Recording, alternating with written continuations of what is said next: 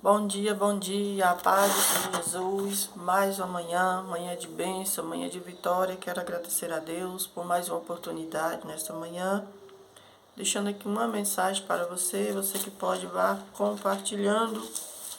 Livro de Lucas, capítulo 2, versículo 34. Amém? Pedindo a você que não é inscrito no meu canal ainda, se inscreve, né? Você que não compartilhou, compartilhe, porque Deus tem uma palavra para os nossos corações nesta manhã. Sou a missionária Nilda, quero aqui deixar uma palavra para o teu coração.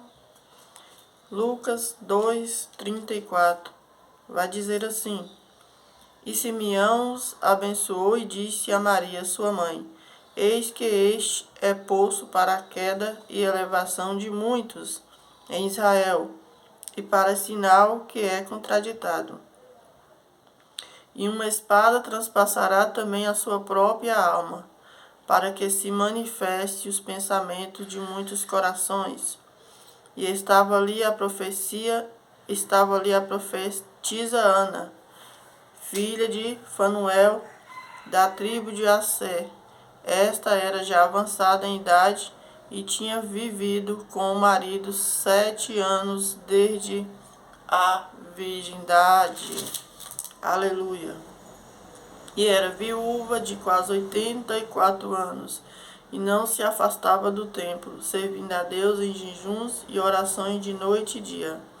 E sobrevindo na mesma hora, ela dava graças a Deus, falando dele e todos que esperavam a redenção em Jerusalém. E quando acabaram de cumprir tudo segundo a lei do Senhor, voltaram a Galiléia para a sua cidade Nazaré. E o menino crescia e se fortalecia em espírito, cheio de sabedoria, e a graça de Deus estava sobre ele. Amém? Oh, aleluia! Glória a Deus! Amados irmãos, a palavra do Senhor nessa manhã é uma palavra muito forte, né? Aleluia, para os nossos corações. Se você meditar um pouco aí do começo do livro de Lucas, você vai ver uma grande história, né? Uma história narrada, uma história escrita, feita por um homem que até então ele não era um dos seguidores de Jesus, né? Mas de tanto ele ouvir falar, de tantos testemunhos maravilhosos, esse homem começou, aleluia, a achar graça em Cristo, a achar aquilo que ele estava procurando há tanto tempo. Ou seja, ele não seguiu Jesus imediatamente porque ele apaixonou, mas ele foi apaixonando aos poucos. Ele foi ouvindo a história de Cristo. Por onde ele passava, alguém testemunhava. É muito importante o meu e o teu testemunho. Aleluia, que alguém testemunhava o que Jesus havia feito. Então ele ia escrevendo. A Bíblia fala que Lucas era um homem, né, médico. Era um homem que conhecia tudo da medicina. Era um homem que tinha fama por ser médico. Mas lhe faltava alguma coisa. E até então ele não sabia o que era. Mas quando ele se levantou, o segredo é você levantar. Quando ele se levantou, que ele começou a procurar saber mais sobre esse homem. Até então ele não conhecia. Mas ele colocou o desejo no coração de querer saber. Aleluia. Então ele descobriu algo muito importante. E a história do livro de Lucas é muito linda. Ele narra assim de uma forma que não tem como você não sentir a presença de Deus. Todos os livros você sente, mas no livro de Lucas você sente algo a mais. Porque quando você faz por amor, a presença é real. Lucas, tudo que ele fazia era por amor, só que até então ele não entendia o porquê, mas ele só foi. De repente Lucas já era um escolhido. Por isso a Bíblia fala, muitos são chamados e poucos escolhidos. Então primeiro Deus te chama para depois te escolher. O chamado de Deus para mim e para a tua vida é muito grande. Mas quando vem a escolha, aí agora vem as renúncias. Aleluia, tem muitas pessoas que são chamadas e até servem a Deus, mas não vão ser escolhidos por Deus, porque eles não estão prontos para renunciar. Eles não estão prontos para tirar o eu, e Lucas tirou tudo. Lucas reconheceu aqui que Deus era Deus e acabou. Aleluia. Então ele descreve aqui: e Simeão os abençoou e disse a Maria sua mãe: eis que este é posto para a queda e elevação de muitos em Israel, e para sinal que é contraditado. Então, ou seja, muitos não compreendem porque aquele que serve a Jesus Cristo é diferente. E muitos não vão gostar de você porque você é escolhido, porque você é chamado, porque você fala tudo ao contrário daquilo que eles querem ouvir. Se ele fala que está enfermo, você fala que ele está curado. Se ele falar que está doente, você fala que conhece um Deus que é o dono da cura. Aprendi a cachorro lá em casa, porque pai me disse não sabe cadê a chave, agora. Opa, seu chinelo. Então, o livro de Lucas vai dizer, no capítulo 2, versículo 34 ao 35, a qual nós lemos, diz: Simeão profetizou que Jesus traria duplas consequências a Israel. Alguns caíram por causa dele. Isaías 8, 14 ao 15. Enquanto outros seriam elevados. Mateus 4, 2. Não é possível manter-se neutro em relação a Jesus. As pessoas o acreditam, aceitam alegremente ou rejeitam-no como mãe. Rejeita-no.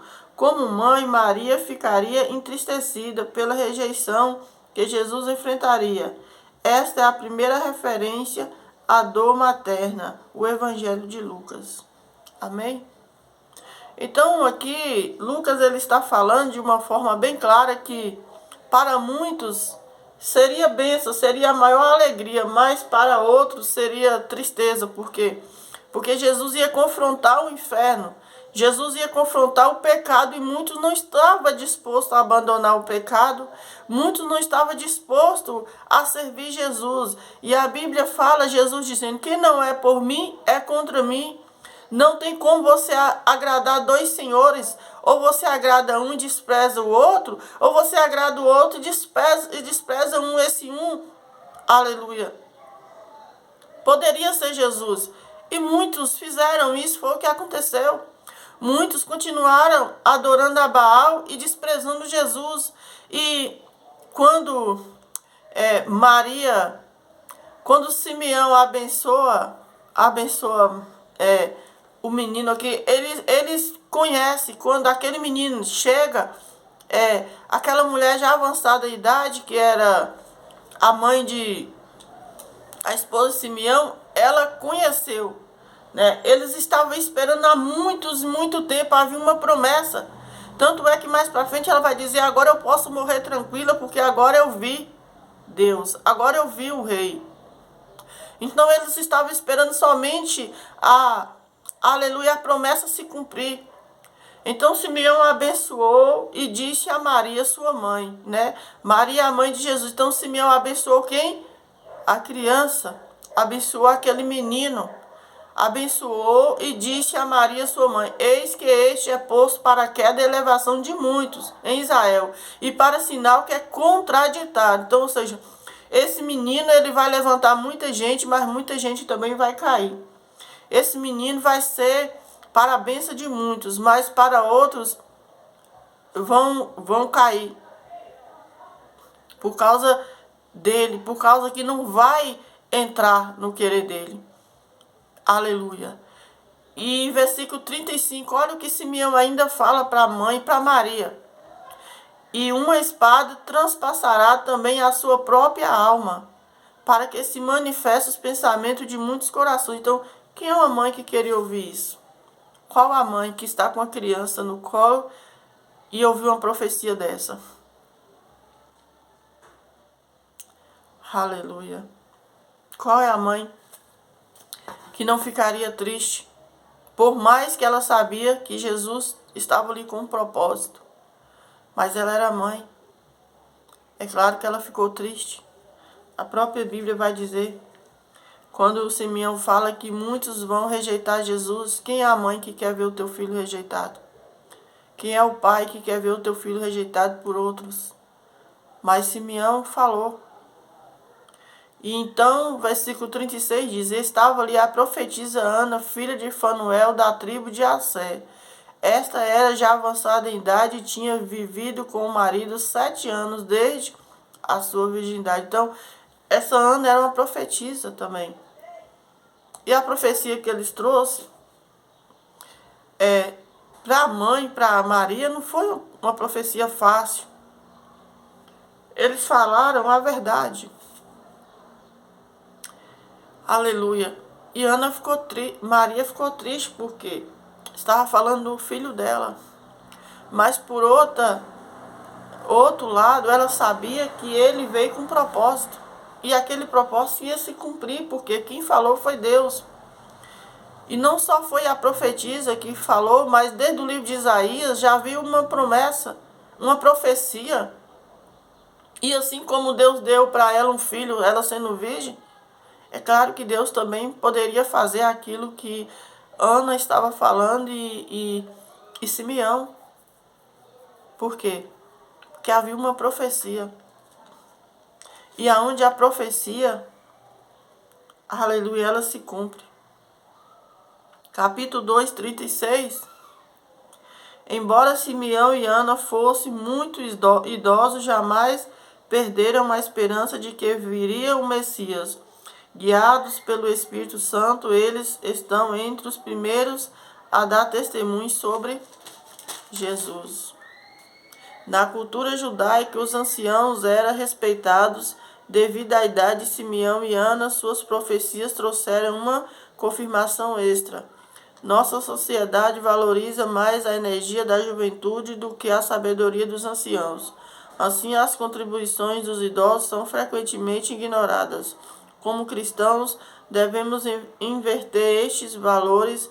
Encoraje as pessoas na terceira idade a compartilhar sua sabedoria e experiência. Ouça cuidadosamente quando falarem. Ofereça-lhe sua amizade e ajude-as a encontrar caminhos para continuar a servir a Deus. Olha que lindo o livro de Lucas, né? Então, aqui o escritor, ele diz, né? Para que venhamos o quê? Ter sabedoria, encorajar as pessoas, né?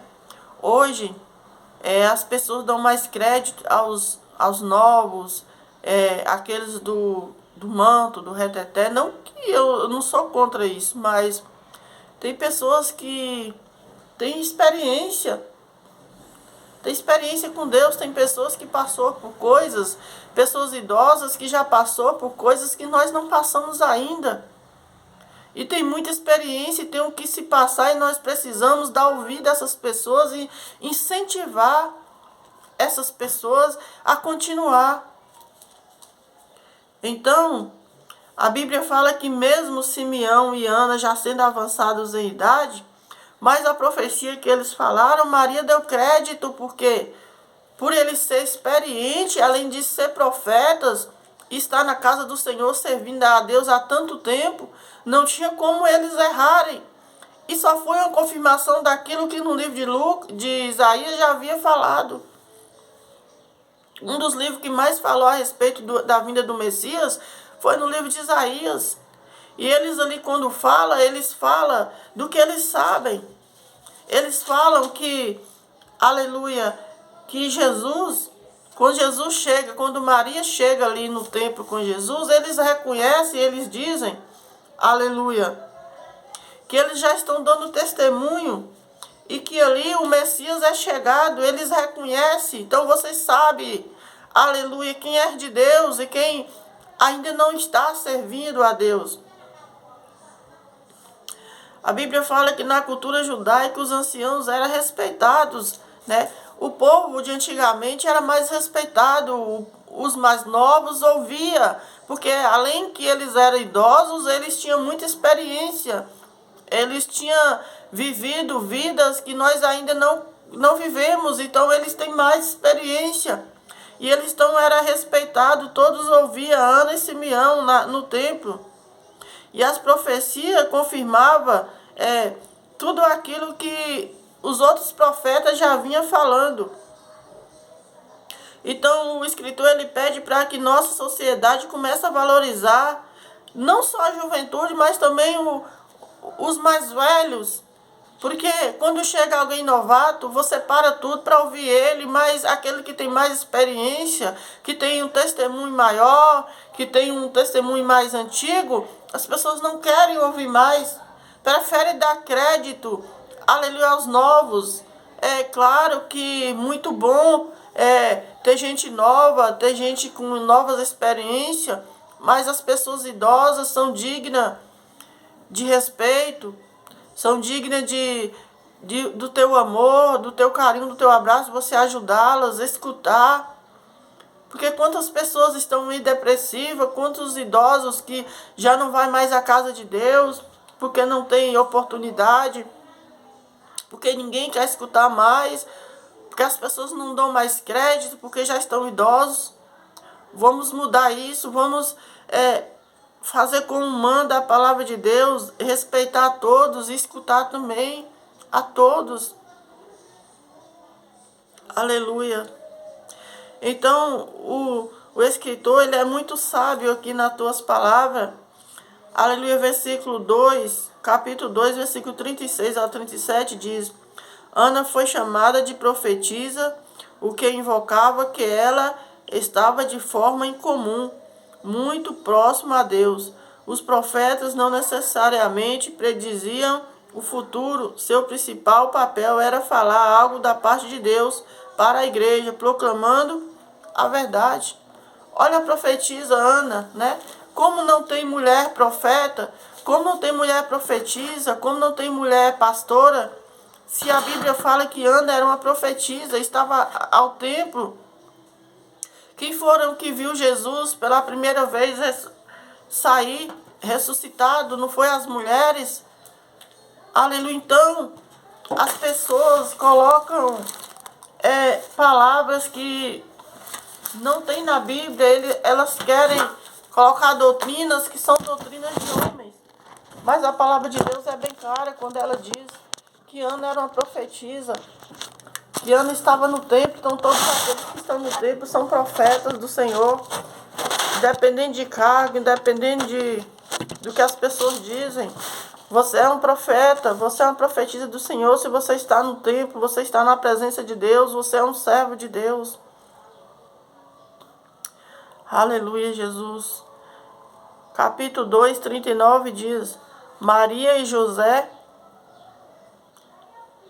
teria retornado imediatamente a Nazaré ou permanecido em Belém por algum tempo, como sugere o relato em Mateus, capítulo 2.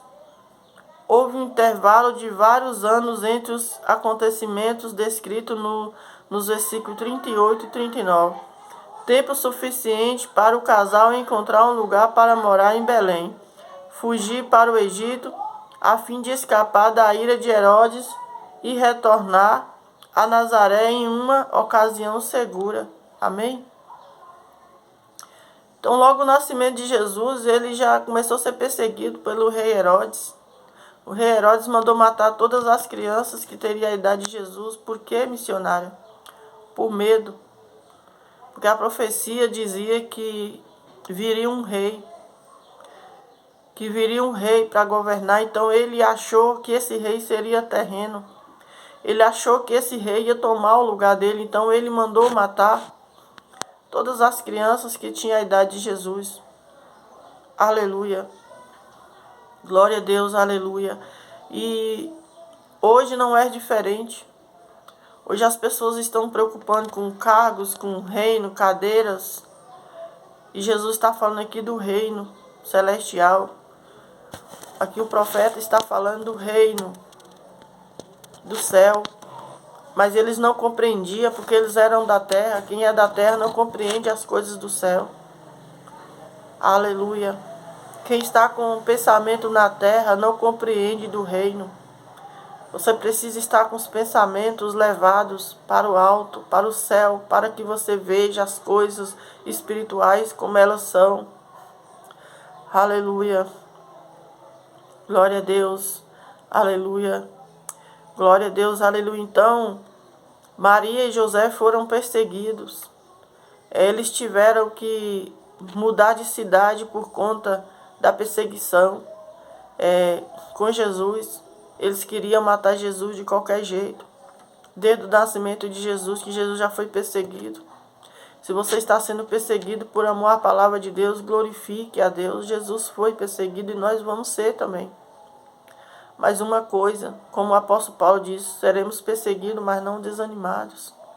Não se desanime pelas palavras, não se desanime pelas provas, pelas provações que vêm. Jesus passou por provas, perseguição, humilhação, e nós também vamos passar, então glorifica ao Senhor. Aleluia. Capítulo 2, versículo 40 diz, Jesus era cheio de sabedoria. Este fato não surpreende, uma vez que ele permanecia em íntimo contato com o Pai Celestial. Está em Tiago 1:5. E é dito que Deus generosamente dá sabedoria a todo aquele que pede. De acordo com os ensinamentos de Jesus, podemos crescer em sabedoria se andarmos com Deus. Então, aleluia, o escritor aqui ele fala com muita sabedoria, com muita propriedade. Ele fala que se você quer sabedoria, peça a Deus. E se você quer andar na sabedoria, tem que andar com Deus. Não adianta o homem dizer que tem sabedoria se ele não anda com Deus. É preciso andar com Deus para ter sabedoria, porque a sabedoria humana é passageira. Mas a sabedoria que vem de Deus é eterna. Salomão, ele pede para Deus sabedoria. Deus aparece para Salomão e pergunta para ele o que ele quer. Ele fala, Senhor, eu quero sabedoria para lidar com esse povo. Então, o escritor ele fala que tudo que você pedir em oração, você crê, você recebe. E uma delas, muito importante para o ser humano, é a sabedoria.